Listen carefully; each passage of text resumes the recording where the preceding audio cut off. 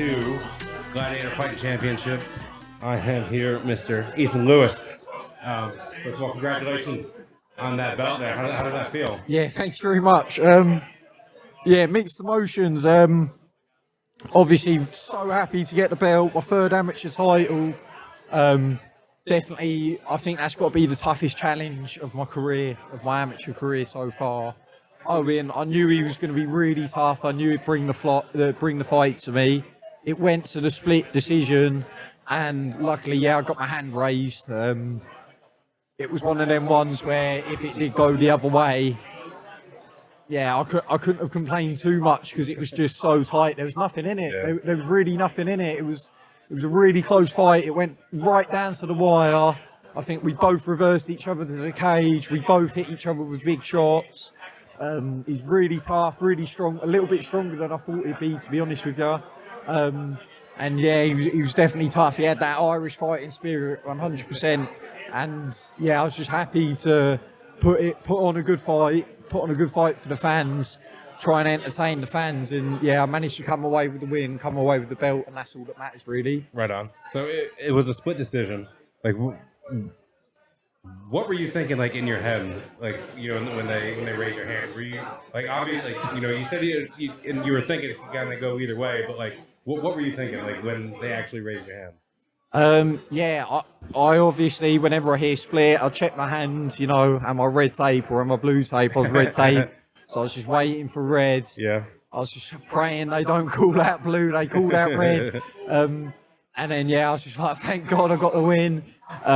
Soon as I got the win, that adrenaline dump here, my leg right now, you can't see it on this camera, but my leg, I'm feeling it. You know, they've got me on all the painkillers now, and I think I'll be straight off to hospital after this, but... You were having a good time with the gas and air back there. Yeah, I was trying to get a bit more of the gas and air, but they cut me off, man. They fucking said I had too much of it.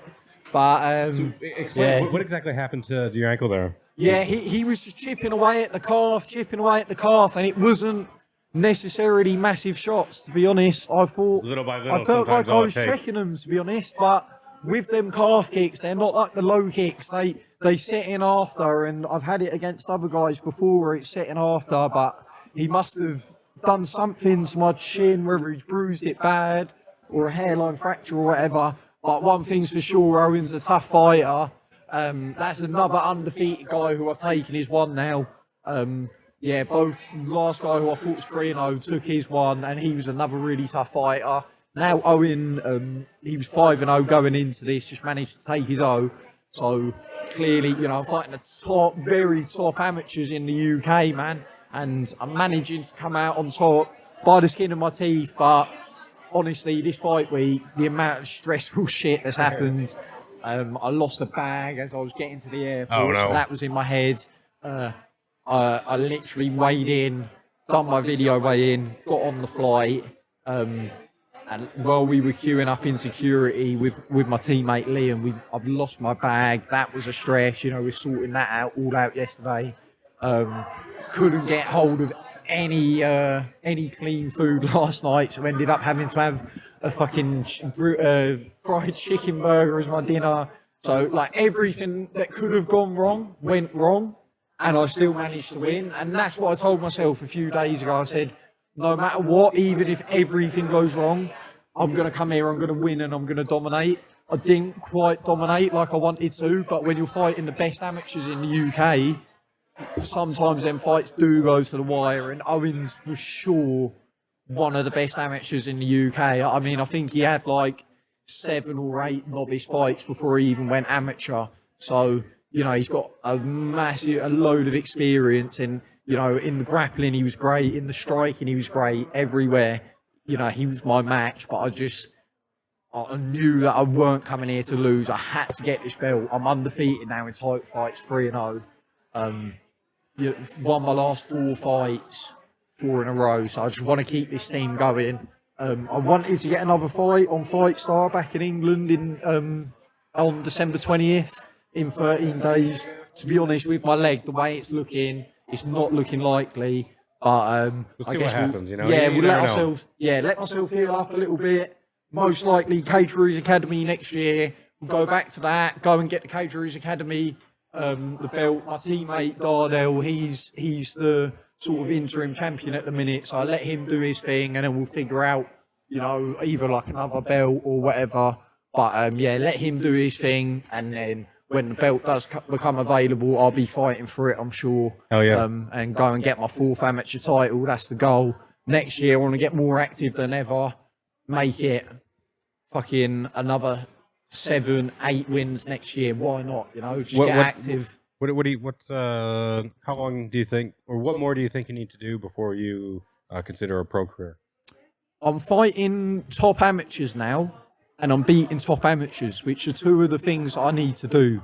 But I need to be finishing them top amateurs, and I need to, when I'm in training, etc., I need to, when guys are coming in who are top amateurs, I need to be, you know, whitewashing them really. And I'm not quite at that level yet. I'm only young. I'm 21, so I don't turn 22 till March. I've got plenty of time. I feel like another 2 years in the amateur ranks, just fighting the top amateurs. Why not? You know, there's loads of really, really good amateurs who I'm still yet to fight. I had a cancelled fight with Yassine El-Madi. He's one of the top guys out of Italy. Unfortunately, he lost his last fight against another tough fighter, but I'd love to run that one back. I was meant to be fighting Hamid Safi yesterday in Italy. He's, I think, the 2nd ranked flyweight in the whole of Europe, the whole continent. He was meant to be moving up to bantamweight. He wanted to do a same day weigh-in. I'd happily fight him again with a day before weigh-in. Yeah, there's so many top ranked amateurs that I'm yet to fight, and I just want to fight everyone at amateur. I'd like to do IMAFs, you know, it's not the end of the world if I don't do it, but I'd love to go and fight IMAFs and go and, you know, be an IMAF world champion before I do go pro. But you know, I've had 13 fights now at amateur. I can see another at least 10, 15 fights, you know. I just want to get active, be fighting every week. Yeah, that's very active, and that's tons of experience that you'd be getting there. So that would definitely benefit your pro career there. Yeah. But here, look, I know I don't want to keep you standing too much longer there. So look, I appreciate your time. Congratulations. Thank you very much. Your victory again. And look, I hope to talk to you again. Yeah. And I'll definitely be seeing you hopefully soon. Yeah. Cheers for that, mate. Thank you very much. Yes, sir. Right on, brother. All right. Thank you. Cool.